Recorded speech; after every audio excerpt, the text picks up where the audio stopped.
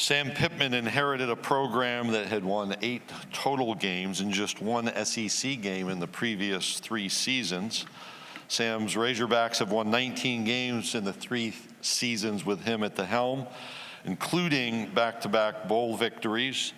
If you go back to the Liberty Bowl last year, that game ended in a thrilling triple overtime victory. Plenty of questions during parts of that game, particularly at the end, but it was a 55-53 victory over Kansas in that exciting AutoZone Liberty Bowl. He's coached 17 players selected in the NFL draft since 2013, including 6 first-round picks. He played defensive end at Pittsburgh State, was a first-team NAIA All-American, and twice earned all-conference recognition, earned his bachelor's degree in education back in 1986, and was inducted into the Pittsburgh State Athletics Hall of Fame in 1998. He also, as a senior at Grove High School, won the Class 3A State Shot Put Championship. University of Arkansas Razorbacks head football coach Sam Pittman.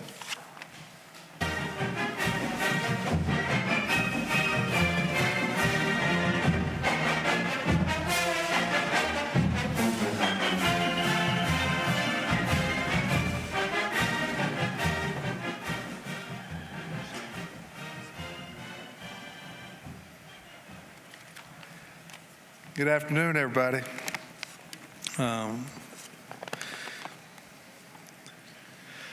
So my dad, I won that state championship in shot put, and my dad had a subtle way of saying, "Hey, son, why don't you stay down and watch the 6A throw?" I did. I wouldn't have made the finals. You know what I mean? Parents sometimes have a way of being nice to you. Congratulations, but you're still not very good, you know, that type thing. But Greg, thank you so much for the introduction. The best of the best, William King. When they added David Cutcliffe to this group, enormous benefit for us coaches. Dave's been through all that, and a very, very great hire. Very proud to be a part of the state of Arkansas, University of Arkansas, 3rd consecutive top 15 finish in the Director's Cup, a couple of indoor national championships with Bucky and Lance. The basketball team went to Sweet 16. Dave's team had a share of the SEC baseball championship. Today, we brought KJ Jefferson, our quarterback, who's on the verge of setting, at least 6-7 records. Great leader for us, wonderful kid. Very proud of him. He is our leader. He's our leader both on the offense and the defense. Obviously, on one side of the ball, a lot of times you'll have leaders that are on that side of the ball. KJ is our team leader, and we're awful happy that he is. We brought Rocket Sanders, our running back, rushed for over 1,400 yards last year. The one thing I'll say about Rocket is he's never been in trouble. Class-wise, all his tutors, all the teachers love him. We do too. Gained another 10 pounds, is running faster than he ever has had a great offseason. And then Landon Jackson, you'll see him. He went from 236 at the end of last year to 280, running over 20 miles per hour. By the way, a nugget there, him and Grace, his fiance just got engaged a week or 2 ago. Last year, we were invited to our 3rd consecutive postseason bowl. Obviously, my first year, we weren't able to play the Texas Bowl because TCU had COVID problems. We've won 2 straight in a row. Last year's game against Kansas, it changed a lot for our program. At the end of the season last year, we had a lot of guys in the portal. We had coaches that left, and for us to go to Kansas with go to the Liberty Bowl, which was a great venue, and win that game with 9 starters out. It showed a lot about, people were concerned about what's going on with the program. Well, watch the Liberty Bowl. We've got 9 guys that are out, and we win the game against a very good opponent. We have to get some things fixed. I think we've had a good off season. We lost 4 games last year by 9 points, ended up winning 7 games. We've got a lot of situational football to get fixed. We've worked on it. I've worked on myself. I won't go for it on 4th down very often, so I have to work on it to see if we can get it a little bit more in practice. At the same time, we're helping the defense. Analytics certainly has changed football. I've got to get into it a little bit more than what I have in the past. But we have situational football. But our program is built on toughness, physicality, the ability to be coached, the ability to be loyal to each other. And I feel like our team is that way. We have 2 new coordinators, and I'm proud I was proud, I said it last year. We had one of 8 schools that had both coordinators back last year.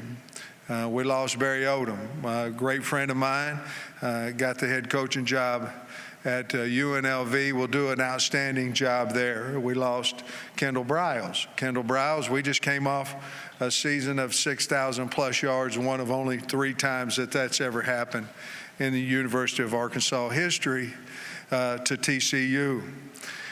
Very grateful, very thankful for those 2 guys and what they did for us. However, they left, and now we need to replace, which we have. I want to talk to you about Dan Enos, our offensive coordinator. We were together in 2015. One of those 3 6,000 plus seasons was when he was with us at Arkansas then. Travis Williams, we went to UCF to get him as our new defensive coordinator. I interviewed 4 or 5 guys when I got done with him. I called Hunter Yurachek and told him this is the guy. In the portal world and the coaching world, he's very aggressive, and I knew in the portal world if we lost somebody, we could dang sure replace them. And Travis he's a great man, very positive guy, really good coach. We went to Florida State and got Marcus Woodson as our defensive backfield coach, co-defensive coordinator. Darren Wilson was an analyst at Florida coaching our corners, and Morgan Turner has had 8 to 9 guys play in the NFL when he was a tight end coach at Stanford, and we were able to get him from Stanford. One of the key cogs to us was getting Ben Souders from Louisville. Ben is our new strength coach. He's done an outstanding job with these kids. Holds them accountable. You'll see the 3 that we brought. We got a whole bunch of guys that look like that, and that's credit to Ben Souders and his staff. We obviously have a challenging schedule. I think last year somebody told me we played 7 teams in the top 25. Well, that's the SEC, and we're excited about that. This year, our crossover games, we go to Florida. I don't believe we've ever won at Florida. We have Missouri at home, and then we have a non-conference schedule. We're excited to get BYU again. Kalani Sitake is an outstanding coach, and we're excited to get BYU playing here as we played them down there last year. 14 returning starters, 4 on offense, 7 on defense, and our 3 specialists. Brady Latham, Bo Lemmer are both catalysts to our offensive line. We're going to need them. We've moved Bo Lemmer to center to help us in that aspect. Eric Gregory, Nudie McLarkin, Hudson Clark, those guys have played a lot of ball for us on defense. And, of course, Eli Stein and Max Fletcher and Cam Little at the specialists. Roster additions, we had 21 high school scholarships addition, 12 of that 21 came in January. 9 of them came in this late May. 19 additions from the portal. We addressed every problem that we felt like we had, whether that be starting or whether that be depth-wise, except the only position that we did not replace in the portal was running back. We're expecting all those guys to contribute to us. I'm looking forward to year 2023, being the head coach of University of Arkansas. I'm looking forward to my 4th year being the head coach at Arkansas. Congratulations to the media. It's your day. Congratulations. I want to thank you all nationally for the kind things you've done for our program. This is what it's for you guys to sell and help us sell our story. And we appreciate you so much. I'm really indebted to the guys from Arkansas and all the things that you do for me and for the university and for the football program. With that, I'll take questions. Thank you, Coach Pittman. If you have a question, raise your hand. Pam, Aaron, and Asher will have microphones. We'll start right in front of me, Coach. Second row right here in the middle with Tom. Hey, Tom Murphy, Arkansas Democrat-Gazette. You just mentioned the number of players you got out of the portal, a lot of them on defense. Yeah. And Brian Kelly was here saying when you get that many guys from the portal, you really don't know what you got. What gives you confidence that the guys you brought in are going to work and that defense will be better this season? Well, I think, first of all, the guys that we have on our team, I think, are better. You know, they've improved. They've improved their strength and their speed and those things. Some of those times we've seen in spring ball. You know, I think 9 of them are not, you know, they're new. Those, I don't know, I'm not speaking for Coach, but I'm assuming that's what he's talking about a little bit more, the brand new ones that came in June and those things. You really don't know. You don't have a clue. But for that part of it, you're looking for some depth. And, man, if somebody will come in and able to start from that group, boy, you've really hit the jackpot. So I agree with Coach on that. How we're going to be better on defense, I think we're going to be better on the D-line. And I think that's going to help us. We're going to be able to play a 4-man front. I think we'll be a little more aggressive. We've always been trying to get man-to-man cover corners, and I think between Snacks and Nudie and Day and Braxton and some of those guys, I think we're going to have an opportunity to play a little bit more man, which will allow us to be a little more aggressive and move that front. Moving the front helps you in the run game as much as it does in the pass game, and I think, well, we've got to do that a little bit more than what we have in the past. Coach, we'll stay in this middle section to your right, just on the aisle. Trey. Hey, Coach. Trey Biddy, Hog Sports, 24/7 Sports. Kind of a similar question about the portal. When you look back at when you were hired, the 2020 class, you had such a quick turnaround. You fast forward to today, there's only 2 players left from that class, guys that should be redshirt juniors and seniors. 2021, you weren't able to face-to-face recruit, had some misevaluations there. I'm curious, have you ever thought like how much trouble you might be in now if not for the transfer portal, and how thankful are you that it came along kind of when it did with transfer portal and NIL? Absolutely. And to be honest with you, though, Trey, I think part of the transfer portal is the guys left. You know what I mean? We have 2, but that's because some guys left and this, that. Now, I'll tell you what, I learned my lesson a couple years ago because we were talking about who could we afford to lose, you know, if we lost some guys, and then we need some scholarships, all that kind of stuff. Not running them out of the program. We talked about who could, and I learned my lesson. I went this spring and I said, hey, I don't want nobody to leave. I don't want anybody on the team to leave. If you think about it, your worst player might be friends with your best player, and you're running his best friend out. You've not only lost the worst player on the team, you lost the best player on the team. So we're not trying to lose anybody off the team, but to answer your question, I think the portal has benefited us, if that makes sense. I do think the window is way too long. I think we're trying to address that as coaches, as NCAA, as an SEC group. But I do think it has benefited us. And the only way things are going to benefit you is if you look at the situation and go, okay, this is the cards dealt. How can we have the best results out of these? And I think our coaching staff's done a nice job of replacing. Coach, we'll go right down this middle aisle, right here on the near side. Hi, Coach. Clark Brooks on 3 in SEC StatCat. Garth Brooks? Clark Brooks, C-L-A-R-K. I get it all the time. Well, no, I just thought it was. I was getting ready to get your autograph. Well, Coach Briles has helped lead your offense to lead the conference in explosive play rate each of the last 2 years. You have 40 more by volume than the next closest conference offense.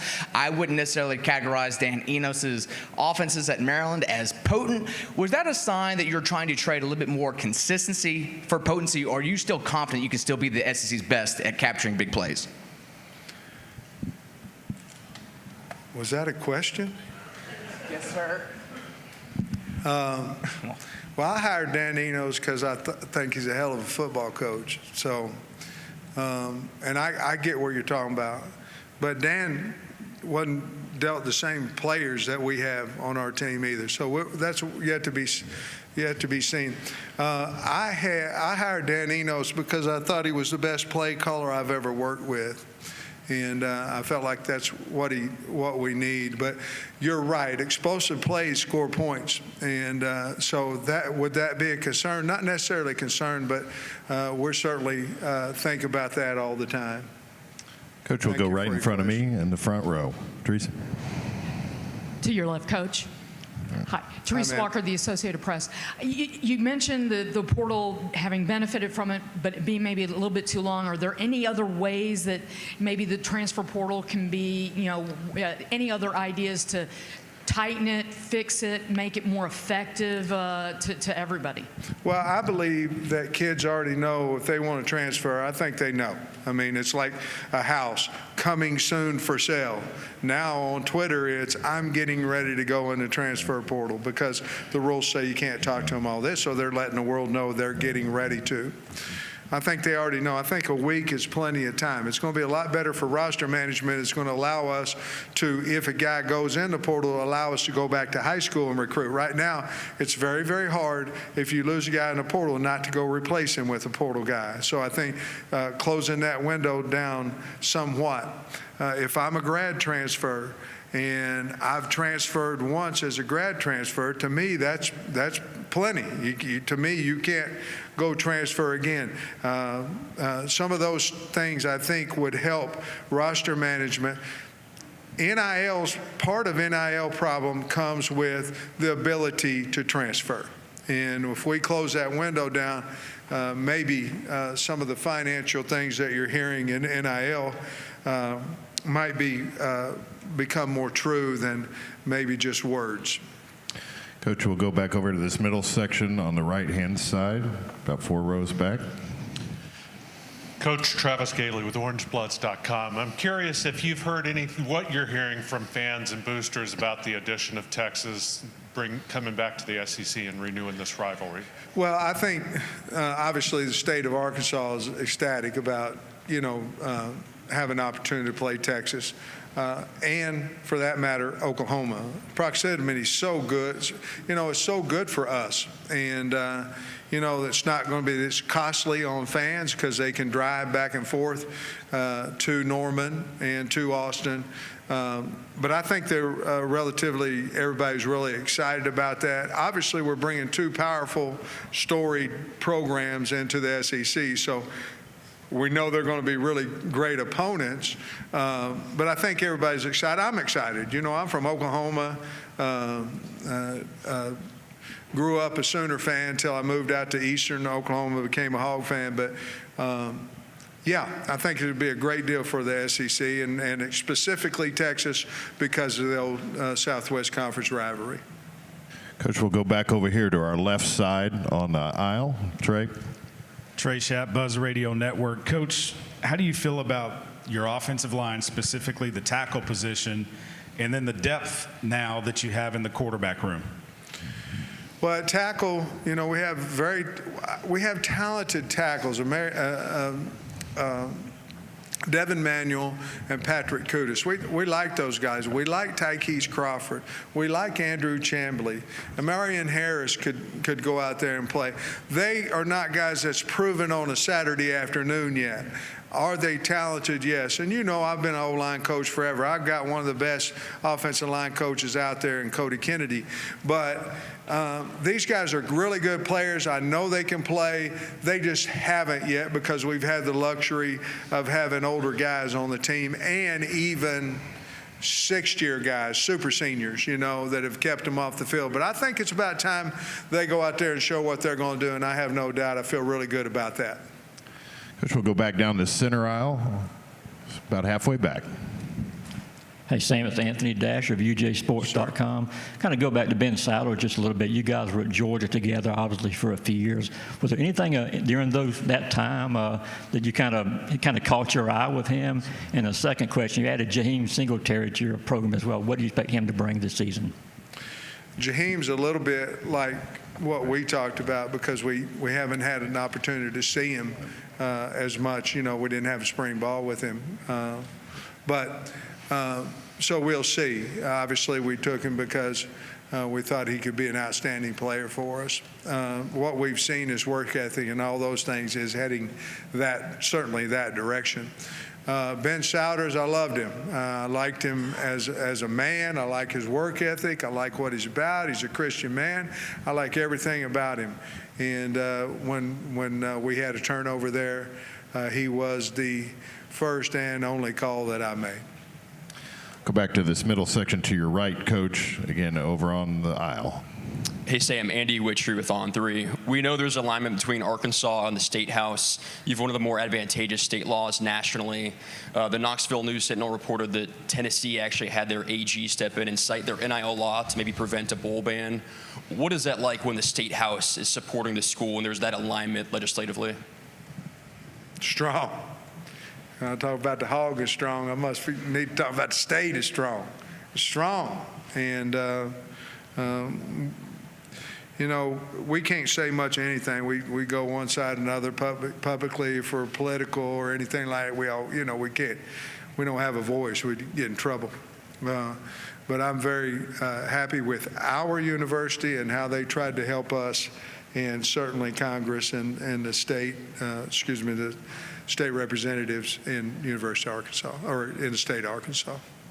Okay, we'll stay in the middle aisle, about halfway back. Hey, Sam, Colin Wilson with the Action Network. Travis Williams had one of the most aggressive defenses and finished top 10 in Havoc down in Central Florida. Often sometimes brings 6, 7, 8. Are we going to see a more aggressive Arkansas defense this year? Well, I imagine we'll see a more aggressive. Well, I don't want to be that aggressive. Man, they would cover zero a lot. And I'm watching it. And so when I interviewed him, I said, hey, man, I want to go after people, but every now and then, can you leave a guy in the middle of the field back there,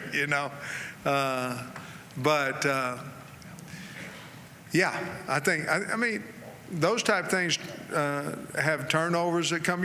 Sometimes you think about, well, what if your corner gets beat and, they go score and all that. But I like his thinking. I think his corner is, well, what happens when we hit the quarterback and the ball goes up in the air and we get it and go score a touchdown too. So I like that. I have a lot of confidence in him, and we will certainly be more aggressive. That's just his nature and his style. Coach, we'll go over here to our left on the far side near the aisle. Coach Eric Bailey with the Tulsa World. Can I ask you just your earliest Oklahoma football memory? And then these schools have only played 3 times since 1926. Do you sense a natural rivalry could develop? The proximity is there. Do you think that'll happen now that they're joining the SEC? Well, my first memory of Tulsa World is when in 1979 I made the Tulsa World All-State team. That's true. Well, nobody else to give it to. There's like 3 running backs in the state. But did you say Tulsa World? Oklahoma football memory. You said you were an Oklahoma fan. I was one of your first Oklahoma football memory. Oh, I got a bunch of them. Brian Bosworth, one of them. And I was a football fan, but one of them was when Arkansas, in 78, OU's got to win a natty, or win the game, they win the natty, and then, Arkansas got them 31-6. At that point, I wasn't an Arkansas fan, I was an OU fan, at the time. But, you have Billy Sims. I mean, there's a lot of great memories. We couldn't really afford to go to the game or anything like that, but a lot of great memories. Oklahoma, Barry Switzer, of course Stoops now, was the next one, and yeah, a lot of great memories. Powerful program, great program. Coach will go in the middle section in front of me, about halfway back, right here in the blue. Hey, Coach. Brad Crawford, 24/7 Sports. 2 years ago, KJ Jefferson entered the season as one of the SEC's lower-tier quarterbacks. Now he's arguably the top returning player at his position. What are your expectations for him now in his final year at Arkansas, and how he's going to fit in this new Dan Enos offense? I think he's going to fit great. I think he would have to answer that better than I can, but I think he's going to fit great in it. His extra study off the field has gone through the roof. I think he believes in Dan. I know Dan believes in him as well as I do. I think it's going to be his best season he's had. Whether we run him quite as much as we have in the past, I don't know that. Maybe we throw the ball a little bit more than with him carrying it. We have to keep him healthy. Obviously, we have Jacoby Criswell and Cade Fortin behind him, but he's one for a reason. And so I think he's going to be very active, but he's probably going to throw the ball a little bit more than what he has in the past. Coach, we're going to go all the way in the back on the left-hand side, back corner.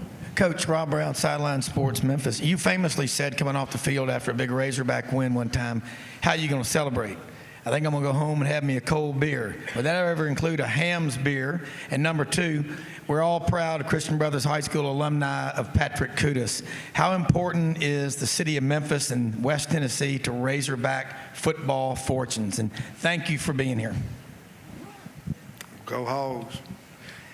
I like an old ham beer, but you burp a lot afterwards. You seem like you got a good job, man. Kind of step it up a little bit. West Memphis area, we go in there every year. The more we get, the better off those kids do, the more we'll be able to be welcomed back in there. But certainly you could see even at the Liberty Bowl, the following that we have from that area of the country. And it's not home per se, but it's home for a lot of Memphis, Tennessee people to be Razorbacks. Okay, we'll go to this middle section right. Kirk, right here in front, Coach. Kirk Bowles from the Austin American Statesman. Sam, with the sad passing of Mike Leach, should we assume you've taken over the title of the college football's most colorful and entertaining personality? Man, I couldn't come close to him. We miss him, don't we? I mean, we do. A lot of fun. Honest as the day is long, and he's thought about a lot of his answers. Some he didn't. I'll say this. Somebody asked me, how did you know him well? I said, no. He said, well, you're going to the funeral. I said, I am, because he'd be at mine. That's just what kind of guy he was. Always calm all the time. A lot of respect for him. We go to the Liberty Bowl, and the people at the Liberty Bowl can't quit talking about all the things that Mike Leach had said about me, because they were Arkansas fans the year before. Incredible man, and let's be honest, we miss him. The game will miss him as well. But I want to say this. Mississippi State got it right. When that happened, they hired Coach Arnett. He's the right hire for him. He's a good coach. And we talk a lot about the other part of it, but I think Zach Arnett's going to do a heck of a job at Mississippi State. Time for two more. We'll start over here on the right, Trey. Got Trey Biddy, Hog Sports. A couple of years ago, 2021, you said that you were the defending national champions for the toughest schedule in the country. Yeah. And looking ahead to 2022, looked like you were going to three-peat. You might have a little bit more argument. In 2023, you might have a little bit more argument on that. But that four-game stretch where you start out SEC play, Baton Rouge, you play Texas A&M and Arlington, Oxford, Mississippi, and then Alabama to wrap it up. There's probably not another team that has a tougher stretch like that in the country. Just curious on your thoughts and how you manage that. And I know you take it one game at a time, but I mean that's a lot right there. I think it's a gift that keeps on giving. It seems like every year we've got a stretch in there, especially, Trey, on this year. In other words, 2 years ago when we were 9-4, we had a 5-game stretch. 3 of them were at home. Well, not really. One was in Little Rock, one was at Dallas. You know what I mean? Similar situation a little bit for us now. Now, don't get me wrong, I like the games in Little Rock. We're going to open the season there this year. But I think you just have to manage each game separately. The heat has something to do with it. The length that you practice, where they're going to wear pads or spiders, all these type things come into travel and weather. And so, yeah, it's a tough stretch. We've got to get after that stretch, but we've noticed it on the schedule as well. All right, we'll take one final question. Second row, Tom. Tom Murphy, Arkansas Democrat-Gazette. Trey Biddy, you took my question right there. On the spur of the moment, Rocket Sanders in the running back room, why was Rocket able to go from being a high school kind of receiver to being a standout running back? And could you talk about him and the room, the depth you have? I think because of who Rocket Sanders is. I mean, he's a hard-working guy that you'd want to bring home to every meal. Great guy. So I think that has something to do with it. His work ethic, who he is, just incredible guy. And, you know, he's fast and 240 pounds. That helps too. Now, the room, you look at A.J. Green, really good player, good player. You look at Rashad DeBen, you look at Dom Johnson. Dominique, you know, he started the Outback Bowl for us, but he just never had the confidence to play much last year. He's healthy. He'll be back. And so I think those four guys will take – I think we're going to have a good running back room again. But the leader of that room is Rocket, with A.J. being right there with him. Coach Pittman, thank you for your time this morning. Thank you, guys. Appreciate you.